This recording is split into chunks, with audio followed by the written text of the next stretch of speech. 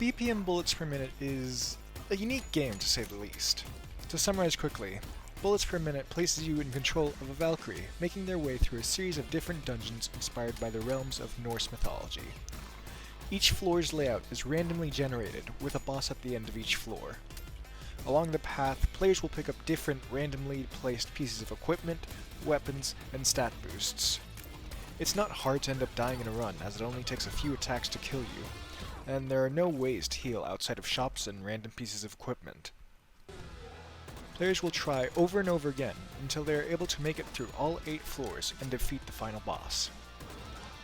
Defined as a rhythm-action FPS roguelike, it is perhaps one of the strangest combinations of genres I've ever heard of, so much so I didn't think it would work before playing it. You might expect that these genres must conflict somewhere, that the skills that each of them require will somewhere conflict. But somehow, all of these genres weave together to create an enjoyable experience that tests your skills in an interesting way that no other game really does. We'll start by analyzing what skills each specific genre requires before seeing how they all combine into a compelling action-packed experience. First-person shooters are one of the most popular genres in gaming, and it's not hard to see why. The basic structure of an FPS game is run, shoot, repeat. Action is often high-paced in these sorts of games, and the skills required to play aren't hard for most players to at least begin to grasp. FPS games generally only require a few key skills: aim and reaction time. These are both pretty self-explanatory.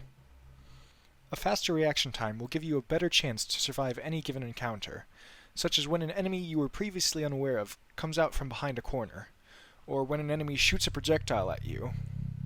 Meanwhile, aim is obviously important for, hitting whatever you're trying to shoot at.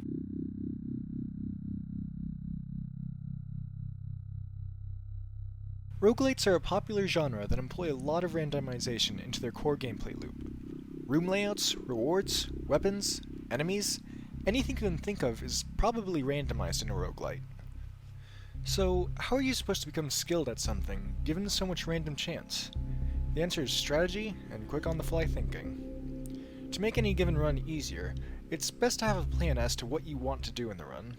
You can plan to take an early risk that will make it easier to clear later floors, or maybe you'll try to save up some money to buy a powerful weapon from one of the shops. However, these plans won't always work out perfectly, and will often require some modifications as you complete your run.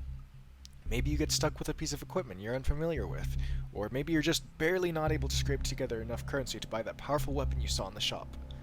Being able to adapt to these changes and change your plan mid-run is crucial to besting roguelites. Rhythm games are interesting, and bullets per minute being called one is perhaps the most notable aspect of this game. At the core of their design, they test one thing alone: your timing. Those who are musically skilled will probably find a rhythm game easier due to their training in keeping tempo. Most often, these games present themselves with the core gameplay loop of matching inputs to a song. However, bullets per minute calls itself a rhythm game in a more esoteric manner. In bullets per minute, one of the key features is that you must time almost every action, shooting, reloading, and using abilities, to the beat of the song that plays throughout each floor. This very obviously changes how combat will play out, with you not only having to manage aiming at enemies, but also only shooting at certain times, as if you mess up and shoot off beat, then nothing will happen, potentially causing your death. So, how does bullets per minute handle mixing these wildly distinct genres? Honestly, pretty well. The roguelite elements work well in an FPS setting, a wonderful blend of micro and macro strategy that I wish we saw more often in games. Most unexpectedly, the FPS and rhythm genres mix together quite well. The requirement to act on tempo creates an interesting experience where the player gets completely immersed in the music, ingraining each floor's song into their memory as they complete run after run. Each song is played at the same tempo, which means later floors will feel like managing the rhythm aspect is easier, as muscle memory will have become solidified at that point. However, the rhythm aspect also adds another interesting dynamic, and that is having to think about what moves you want to perform when. Shooting, reloading, and abilities all must be used on beat, but you can't do more than one at a time. You have to keep track as you're fighting how much ammo you have left, finding safe moments to reload or use your abilities. All of this combines to an excellent experience that, despite all it asks you to keep track of, never feels like it demands too much. And, as the nature of roguelites are, you're encouraged to play over and over again to get better, which will simultaneously improve your rhythm and shooting skills. However, for the less skilled players, there are options to help them out.